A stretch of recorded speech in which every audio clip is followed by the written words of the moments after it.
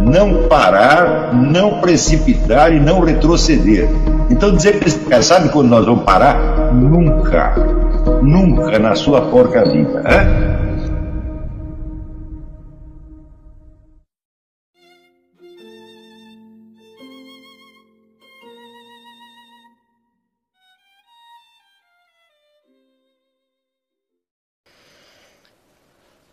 Se você procurar entre, vamos dizer, pessoas de direita, conservadoras, liberais que escrevem, item 1, ninguém ali sabe escrever. Ninguém. Ninguém sabe escrever sequer português correto. E não tem a noção de propriedade de vocabulário, não tem ouvido, as pessoas toda hora me mandam aqui, escreveu a poesia, então eu falei, meu filho, você não tem ouvido e não sabe contar sílaba. É? Então, ou seja, você não tem respeito pela literatura nacional. Você não lê literatura nacional. Você só lê assim, von Mises, Roger Scruton, Horowitz. Né? É só isso que você lê, Olavo de Carvalho, evidentemente. Mas um autor, meu filho, por melhor que eu tente escrever, por mais que eu me esforce para ser um escritor, que de fato eu sou, tá certo? Eu sou o último, eu sou o sobrevivente, como diz meu nome. Um cara não adianta, pô. Você precisa de uma tradição. Né? Então, você tem que ler os romances brasileiros. Né? Desde o início. Você tem que se impregnar disso aí. E aprender, vamos dizer, o que é o espírito da narrativa romanesca. As pessoas não têm isto. Né? Isso quer dizer que, a rigor, a guerra cultural não começou ainda. Houve uma guerra cultural vença que se transfigurou numa revolução política, tomou o poder, foi parcialmente derrubada, mas continua dominando todos os instrumentos, tendo ainda a hegemonia intelectual e cultural. E, do outro lado, você tem reações esparsas de natureza jornalística e política no máximo. Esta é a situação na qual nós nos encontramos e dentro da qual apareceu a ideia deste curso. Deu para entender? Então vamos fazer um intervalo, daqui a pouco voltamos com as perguntas.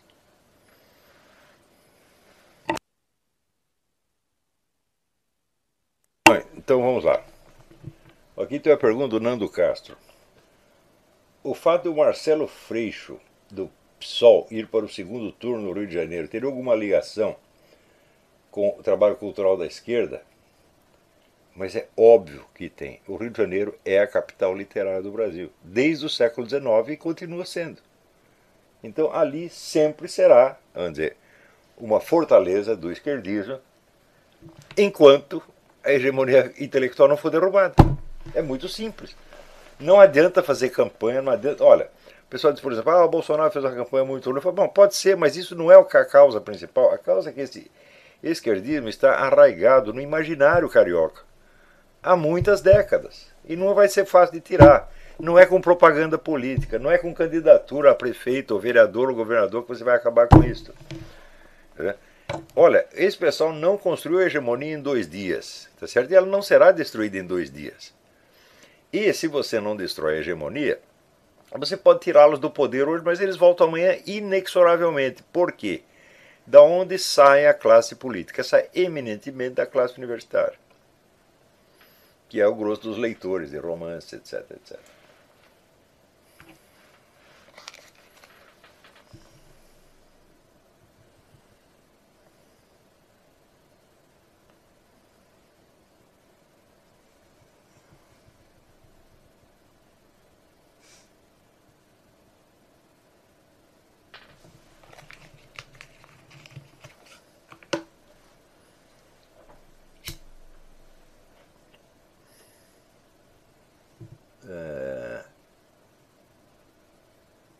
Aqui, o Alexandre Araújo, ele lembra o seguinte, que o termo teoria da conspiração, ele cita aqui um trabalho de um cientista político americano, que diz que o termo teoria da conspiração foi inventado e colocado em circulação pela CIA em 1964 para desacreditar os muitos cépticos que contestavam as conclusões da comissão Warren de que o presidente John F. Kennedy tinha sido assassinado por um atirador isolado.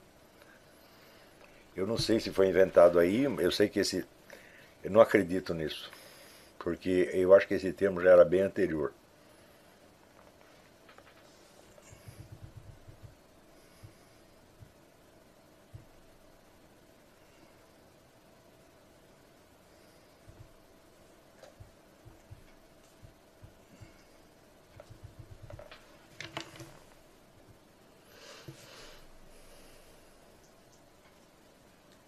Sandro Vasconcelos. Eu sou graduando de Filosofia na Federal do Paraná e, na minha turma, sou um dos únicos estudantes que se posicionam contra o esquerdismo e contra o marxismo cultural. Minha pergunta é a seguinte: devemos defender o ensino conservador quando este é criticado pelos professores? Se sim, que argumentos devemos usar? Mas escuta, nós não temos a cultura conservadora. Isso é a coisa fundamental. Só se destrói aquilo que se substitui. Nós não temos uma cultura conservadora para colocar no lugar. Se disser assim, bom, idealmente, nomeamos você ministro da Educação com plenos poderes de você demitir quem você quiser, mudar o que você quiser, etc, etc. O que eu faria? Não posso fazer nada, eu não tenho quem colocar no lugar desses caras. Né? Está entendendo que o problema principal é esse: formar uma nova intelectualidade brasileira, capaz de transcender o círculo de ferro desta concepção politicamente correta, etc, etc. E, ou nós superamos isso intelectualmente, ou não adianta querer superar eleitoralmente, superar na disputa de cargos. Não adianta. Hein?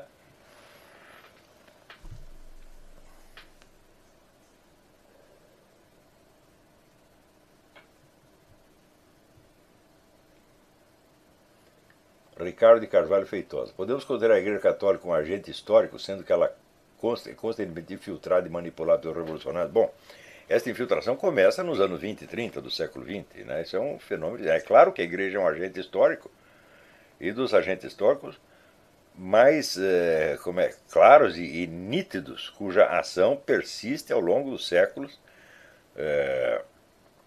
com uma expansão que nunca parou só no século. Aliás, não parou no século XX. Neste momento aqui, tem gente levando a mensagem da Igreja Católica para a tribo da África, da Índia, etc. Nesse mesmo momento, você tem uma catequese imensa na Índia. Quer dizer, você não pode confundir a Igreja Católica com isso acontece no Vaticano.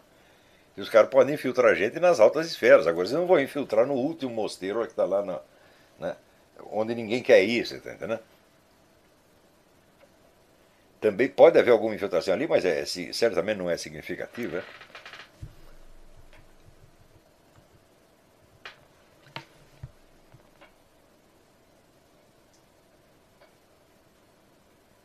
Paulo Garbi. Na aula 2, o senhor identifica a Igreja Católica como agente histórico. Me parece ter existido pelo menos 4 momentos em que se vê ações nítidas determinadas a quebrá-la. Primeiro, o cisma do Oriente. 2, a Reforma Protestante. 3, o espírito do Concílio Vaticano II. E 4, a oposição aberta à encíclica Humanae Vitae, sem sombra de dúvida. Quer dizer, todos esses momentos, a ideia foi justamente quebrar a continuidade da ação histórica da Igreja Católica. Em muitos casos consegue aqui, consegue ali. Tá certo? Alguém até me pede para falar sobre, vamos dizer, a função da Reforma Protestante na história da Guerra Cultural. Eu vou falar disso na outra aula. Tá certo? Muitos instrumentos de guerra cultural, mas instrumentos mais populares, não tanto intelectuais, foram inventados pela Reforma Protestante. Outros mitos que até hoje circulam no cinema, tal, a respeito de Inquisição, tudo isso é invenção protestante. Quer dizer, isso aí eu digo, não é uma questão de discutir protestantismo e catolicismo, mas os protestantes criaram a mais longa campanha de difamação da história humana, a mais longa e mais vasta. Tá certo? Os comunistas não tiveram. Isso aí prosseguiu durante 5 séculos, meu Deus, não é brincadeira, é?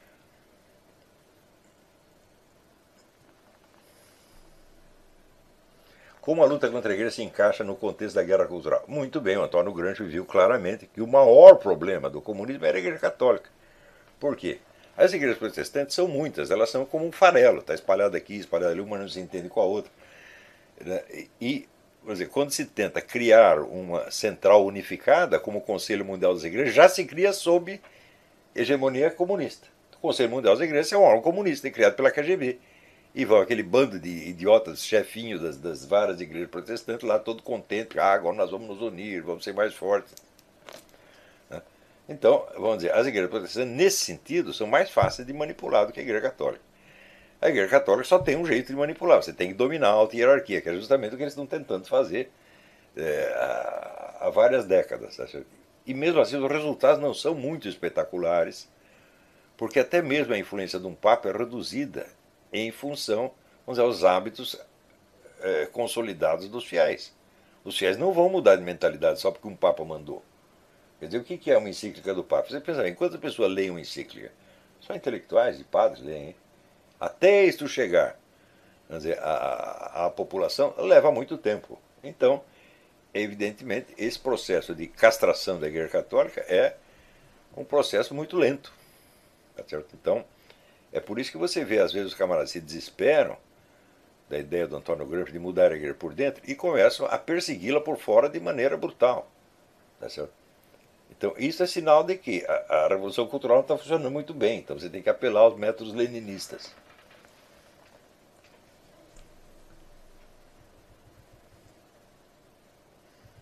Alguém pergunta aqui sobre as transcrições de aula. Eu não compreendo como fazê-las. Eu digo, olha, eu não tenho uma técnica para você fazer transcrições de aula, mas eu lembraria a você que quase 50% das obras dos filósofos que circulam no mundo são cursos transcritos por alunos. Numa época em que não havia gravador, que o pessoal ia na estenografia. E as transcrições saíram perfeitas, claríssimas, sem erro. Tá certo? Então, isso tem que ser possível de fazer de alguma maneira. Tá certo? Então,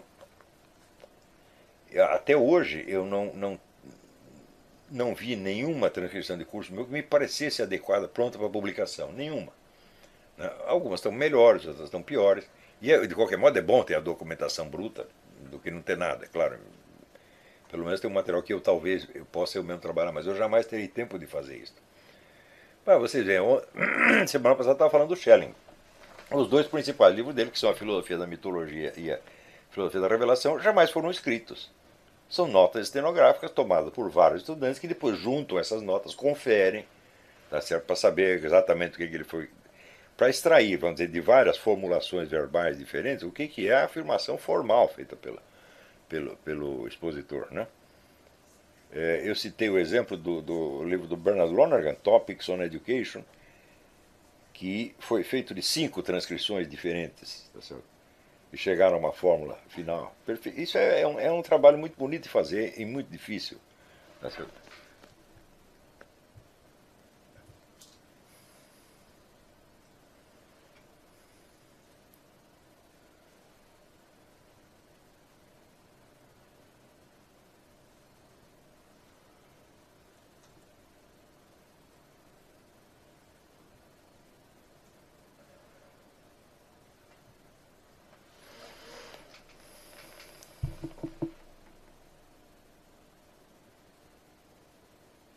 Aqui, Juvenal Eger Neto, eu não entendi direito a sua pergunta.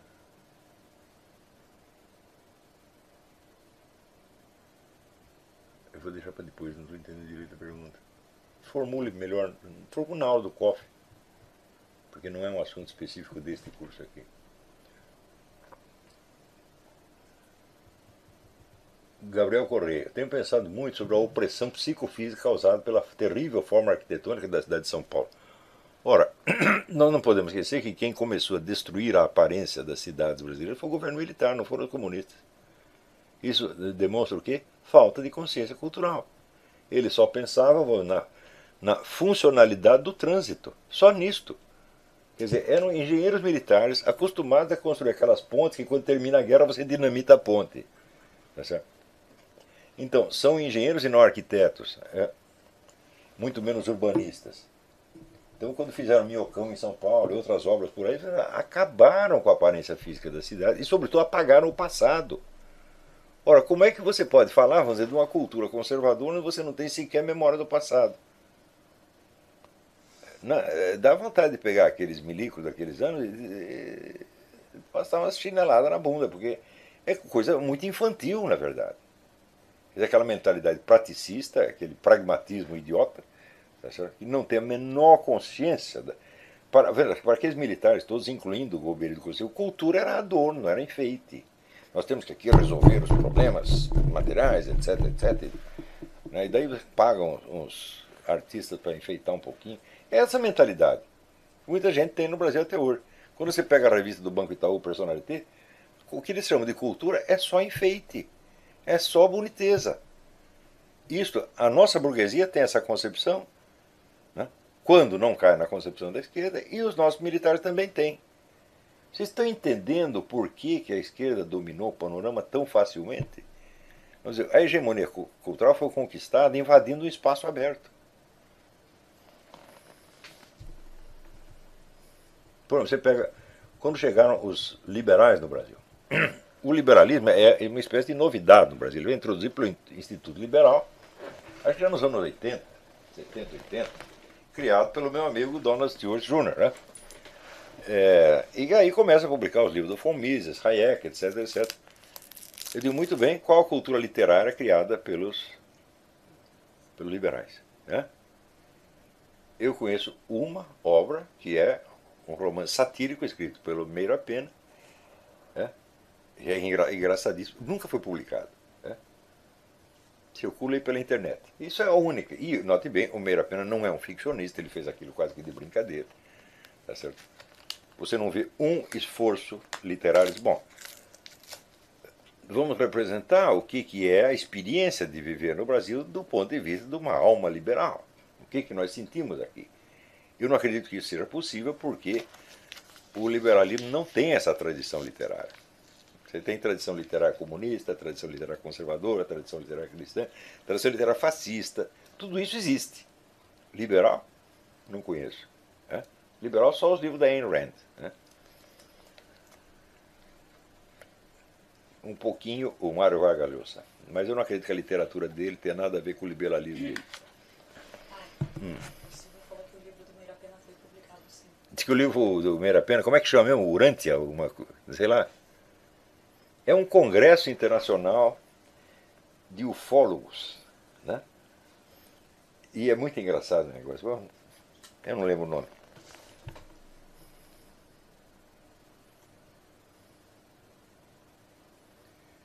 Nando Castro. Esse e-mail, Leonardo Boff estará em minha faculdade dando palestra sobre religiões. O senhor sugere que eu diga algo além de chamá-lo de excomungado? Não, você prove que ele é excomungado. Olha aqui, o texto do decreto é este, assim, você está excomungado. Né? É uma coisa muito simples, né?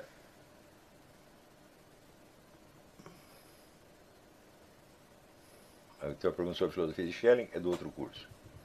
Outra pergunta sobre Schelling e Hegel, é do outro curso.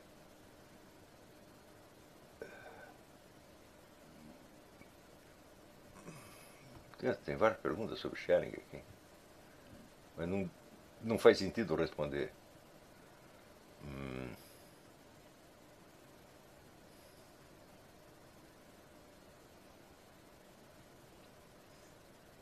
André Luiz da Costa, ele está em dúvida se ele lê imediatamente o livro do Lyle Roster, A Mente Esquerdista, o livro do Vladimir Tismanian sobre o comunismo, ou o meu livro Nova Era, Revolução Cultural. Você deve ler os três, sem dúvida.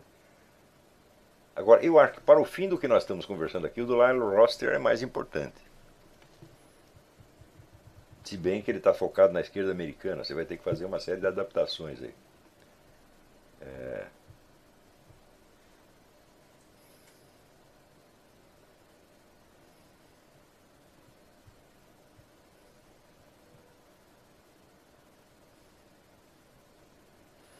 Nando Castro pergunta: o filme Jardim das Aflições do Josias, Bonifácio do Mauro Ventura e alguns outros pode ser considerado um pontapé inicial na Guerra Cultural no Brasil? Sem sombra de dúvida. Tá certo? Só que nenhum deles você está lidando com ficção. Aí está lidando com material documental ou histórico. É preciso começar a trabalhar a imaginação. Você imaginar o que foi a vida das pessoas de carne e osso, pessoas reais. Tá certo? Durante esse período. Em que a vida de brasileiros reais foi afetada por tudo isso que aconteceu. Em que nós mudamos ao longo das décadas. Quando você vê, por exemplo, o nível de corrupção que foi alcançado na esfera federal, isso não acontece sem que a sociedade tenha sido preparada para isso. Então, no que nós mudamos? Por exemplo, eu vejo uma diferença muito grande até na voz das pessoas. Para você encontrar hoje um rapaz de 20 anos com voz de homem é muito difícil. Eles não são gays, não são nada, é simplesmente o tom subiu na escala, virou mais voz de mulher. Né? Foi por causa da testosterona, não sei, pode ser, mas algo aconteceu. Né? Essa progressiva feminização da sociedade, quer dizer, você vê, uma sociedade, você tem cada vez mais violência, mais crime, onde as pessoas são cada vez mais obrigadas a lidar com situações perigosas, ao mesmo tempo as pessoas se tornam cada vez mais débeis e mais incapazes de se defender. Falam, isso é gravíssimo. Como é que você pode ver isso acontecer se você tem algum talento literário e você não querer contar o que está acontecendo? Você vai ficar falando de corrupção e PT, corrupção e PT, corrupção. Isso é de uma superficialidade horrorosa. Isso não está na guerra cultural, está na guerra política. Isso é troca-troca de propagandas.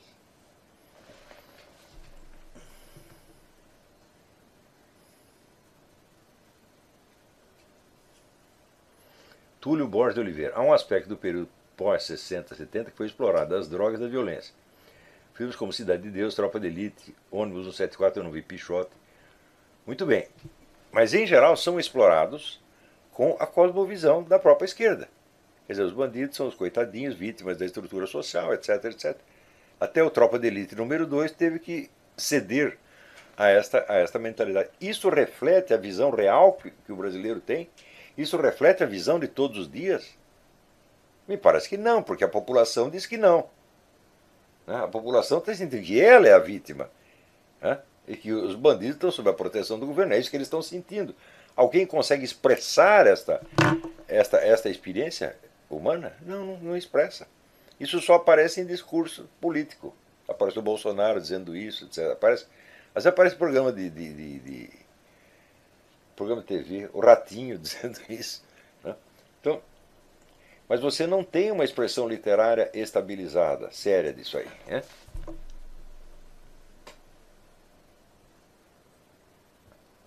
Muito bem. Então, eu acho que por hoje é só. Na próxima aula nós vamos voltar um pouco à questão da história da guerra cultural, mas eu espero que este exemplo brasileiro já tenha situado vocês melhor no contexto da coisa. Então, deve-se levar a sério a expressão cultural. Guerra cultural é cultural. Guerra cultural não é propaganda. Guerra cultural não é doutrinação. É uma coisa que vem antes e que prepara o terreno para tudo isso. Quando for para você passar da mera hegemonia intelectual para a guerra cultural, aí você precisa de gente treinada. E aí é outro problema que o canal tranquilo? Então, na nossa comunidade do YouTube a gente sempre deixa alguma postagem juntamente com alguns links de livros para vocês adquirirem. E também deixamos sempre aqui nos comentários e na descrição do vídeo nossas redes sociais. Então se inscreva no canal, siga a gente nas redes sociais e quem puder apoie o nosso canal financeiramente. Temos Pix, Vaquinha, Apoies e temos nosso conto também para quem quiser nos ajudar. Tranquilo? É isso aí. Sempre com Deus, pátria, família e liberdade por um Brasil melhor. Valeu!